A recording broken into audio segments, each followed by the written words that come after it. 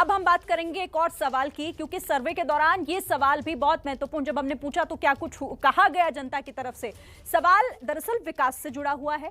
सवाल है गोरखपुर एम्स से जुड़ा हुआ कि गोरखपुर एम्स से बीजेपी को पूर्वांचल में क्या फायदा होगा, क्योंकि पूर्वांचल एक बड़ा गढ़, नजर लगातार सभी की बनी होती है, लेकिन गोरखपुर एम्स से क्या बीजेपी को पूर्वांचल में फायदा होगा? तो देखिए 58% लोग हाँ कह रहे हैं कि हाँ होगा बीजेपी को फायदा, 58%, लेकिन 42% लोगों का यह मानना है कि कोई फायदा नहीं होगा। गोरखपुर एम्स से बीजेपी को पूर्वांचल में फायदा होगा, लेकिन फिलहाल ये आंकड़े कह रहे हैं कि ज्यादातर लोग ये मानते हैं कि फायदा होगा। अब चलिए ग्राउंड जीरो का रुख कर लेते हैं। रणवीर के पास हम चलेंगे, लखनऊ से हमारे साथ जुड़े हुए हैं। रणवीर, पूर्वांचल में फायदा किसे, नुकसान किसे? गोरखपुर एम्स से जब जुड़ा हुआ सवाल हमने पूछा सर्वे में, तो ज्यादातर मानते हैं कि बीजेपी को फायदा होने जा रहा है। आप भी जरा बात कीजिए, क्या कह रही है जनता?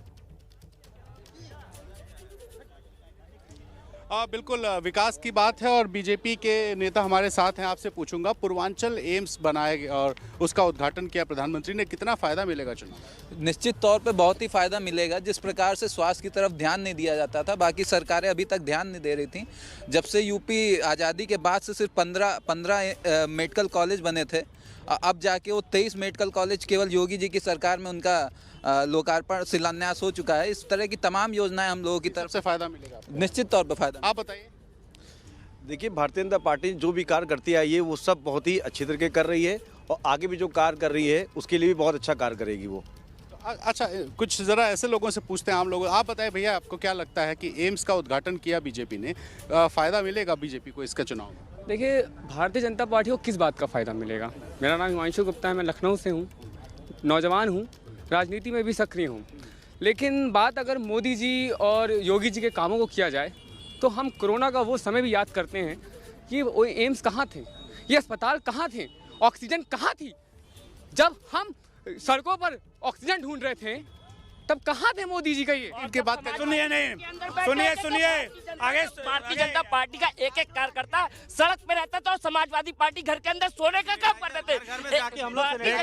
सुनिए, अध्यक्ष से लेके महानगर अध्यक्ष, चाहे लखनऊ का कार्यकर्ता वो सड़कों पर था, और माननीय अखिलेश यादव जी सफाई के अंदर मुझे करवाने का काम करते थे। और मैं जहाँ भगवान राम के नाम से दिक्कत होती थी, अखिलेश यादव जी भगवान राम का नाम लेते, और इससे पहले क्या उन्होंने ये चिल्लाकर झूठ को सच नहीं बनाया जा सकता। मैं भाजपा के समर्थक से कहना चाहता हूं, भाई आराम से बात करो। झूठ बोल रहे हो, हम लोग को भी पता है, सच धीरे भी बोला जा सकता है। ये बात बताइए, पूर्वांचल एक्सप्रेस में गोरखपुर एम्स तमाम सारी स्टाइल बहुत आंसू है। आप क्या कह रहे हैं?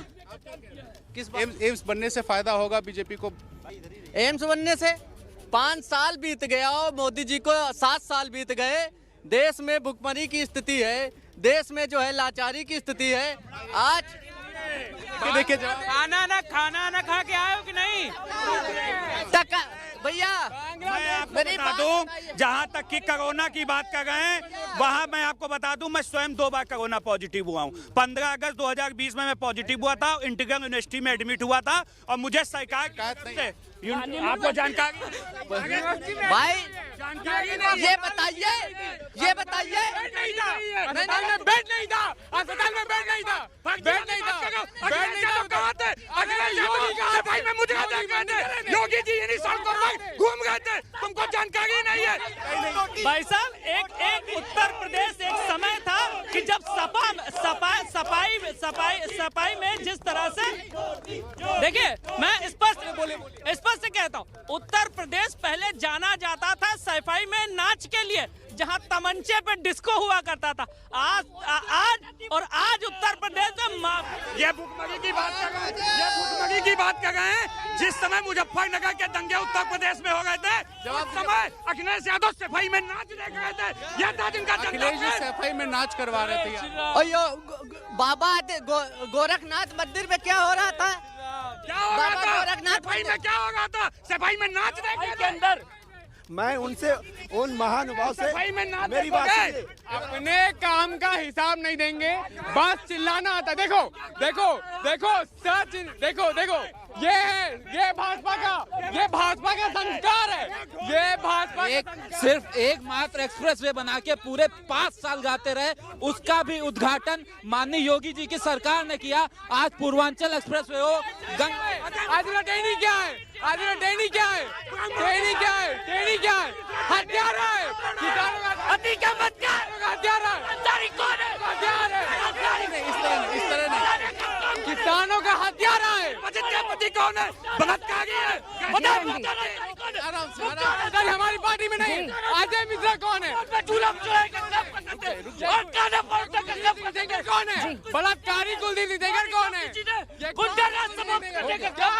इस तरह से समर्थक है और समर्थक आपस में भिड़ रहे हैं। तो ये चुनाव है और चुनाव में जैसे जैसे मुद्दे बढ़ेंगे, बयानबाजियां बढ़ेंगी, रिएक्शन कुछ सड़कों पर बिल्कुल। देखिए जो टक्कर हम आंखों में देख रहे हैं वही हम जमीनी आपकी ग्राउंड जीरो पर भी वही देख रहे हैं, क्योंकि यहाँ पर भी एसपी और बीजेपी जो है वो आपस में कई मुद्दों को लेकर भिड़ते हुए नजर आ रहे हैं। ठीक है, आप मेरे साथ रहिएगा। अब हम मेहमानों का भी रुख कर लेते हैं। दिबांग और साथ ही प्रदीप जी मेरे साथ जुड़े हुए हैं। प्रदीप जी, हमने देखा, देखिए ग्राउंड जीरो पर तो कई मुद्दों को लेकर माहौल गर्म है, लेकिन बात क्योंकि मैं इसकी कर रही थी कि पूर्वांचल में किससे फायदा होने जा रहा है। गोरखपुर एम्स का जिक्र कर लें, चाहे काशी विश्वनाथ कॉरिडोर का या फिर पूर्वांचल एक्सप्रेसवे का, फायदा होता दिख रहा है। आपके नजरिए में क्या है, बीजेपी को फायदा मिलेगा इन तमाम चीजों से, चाहे धर्म हो चाहे कर्म हो?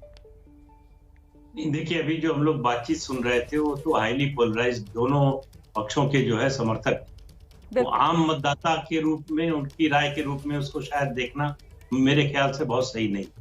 एक बात। दूसरी बात, कोई भी विकास का कार्य इतना बड़ा अगर एम्स बना है तो उसका फायदा होगा ही लोगों को। नेपाल से कहां से, आसपास के जिलों से, बिहार से लोग आते थे गोरखपुर में इलाज के लिए। एक समय जो जापानी बुखार जिसको कहते थे, बच्चों में इंसेफ्लाइटिस जो होता था, उससे हजारों की संख्या में हर साल मौत होती। स्थिति सुधरी है तो वो मौतें लगभग नहीं के बराबर हो गई हैं, 3-4-5% रह गया है। तो कोई भी डेवलपमेंट का काम होगा तो उसका फायदा होगा। लेकिन अच्छी बात यह है कि लोग डेवलपमेंट के मुद्दे उठा रहे हैं, उनकी बात कर रहे हैं, तो उस जो उनकी जिंदगी में असर डालता है। तो इस तरह का जो ये जो माहौल बना है, ये जो एक परंपरा बनी आ रही थी, सोच बनी आ रही थी कि विकास के काम से फायदा नहीं होता, विकास के काम से जो है वोट नहीं मिलते, वो राजनीति बदली है। लोगों की एस्पिरेशन बढ़, क्योंकि लोगों को समझ आ रहा है कि विकास यानी उनके लिए रोजमर्रा की चीजें हो, चाहे उनकी तरक्की की चीजें हो, कौन आखिर उनके साथ खड़ा होकर काम कर रहा है, और ये जनता बहुत अच्छे से जानती है। ठीक है,